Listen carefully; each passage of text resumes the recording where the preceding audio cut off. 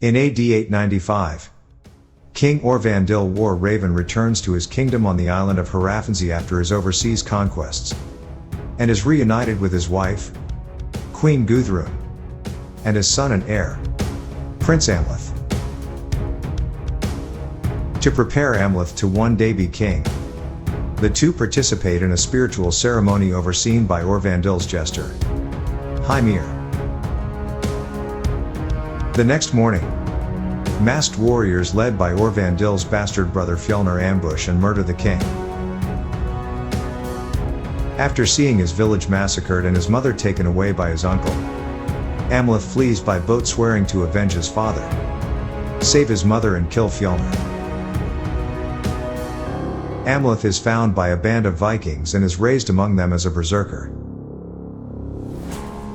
Years later, after an attack in the land of the Rus, Amleth encounters a Seeress in the temple of Svedavid. The Seeress predicts that Amleth will soon take revenge on Fjölnir, and that his path is intertwined with a Maiden-King. Amleth finds out that Fjölnir was overthrown by Harald of Norway and lives in exile in Iceland.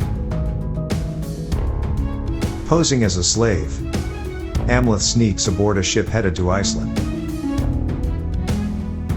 On the ship, he encounters a Slavic slave named Olga, who claims to be a sorceress.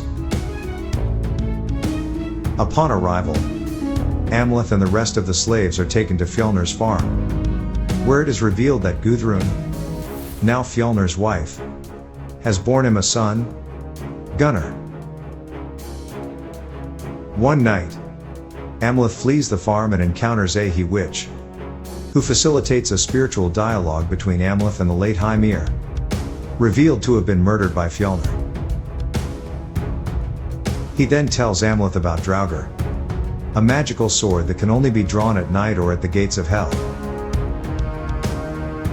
Amleth enters a mound and obtains the blade after fighting the undead mound dweller. The next day, Amleth is selected to compete in a game of Natalíkr against another farm.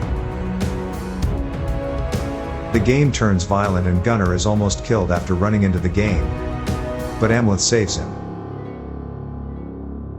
As a reward, Fjölnir's adult son, Thur, tells him that he will now lead the slaves and also allows him to choose a woman. During the evening celebrations, Amleth and Olga make love. They promise to work together to overcome Fjölnir and his men. Over the following nights, Amleth kills several of Fjölnir's men, and Olga mixes the men's food with fly agaric, a hallucinogenic mushroom. The ensuing chaos allows Amleth to enter Fjölnir's house. He meets his mother, Gudrún, who reveals that she was originally taken into slavery, and that Amleth's conception was the result of rape. She tries to seduce Amleth while also revealing that she begged Fjölnir to kill Aurvandill and Amleth, and that she prefers Fjölnir and her new son. An enraged Amleth leaves, kills Thur in his sleep, and steals his heart. After the discovery of Thur's body, Gudrún reveals Amleth's true identity to Fjölnir. Fjölnir threatens to kill Olga for assisting Amleth, but Amleth reveals himself and offers to trade Olga's life for Thur's heart. After a severe beating, Amleth is released from his restraints by a flock of ravens. Olga rescues Amleth from the farm and the two escape, planning to go to Amleth's relatives in Orkney.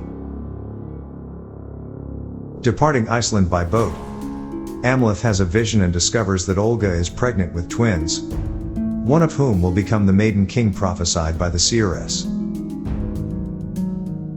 Fearing that his children will never be safe, Amleth decides to finally kill his uncle and jumps overboard, despite Olga's pleas for him to remain with her.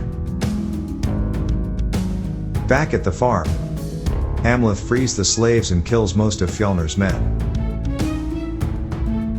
While searching for Fjölnir, Amleth is attacked by Gudrún and drives Draugr through her heart, killing her swiftly, for which she whispers her thanks.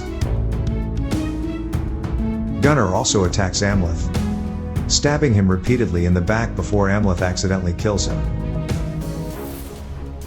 Fjölnir, discovering his wife and son dead, tells Amleth to meet him at the gates of Hell, the crater of the volcano Hekla, to resolve the conflict via Holmgång.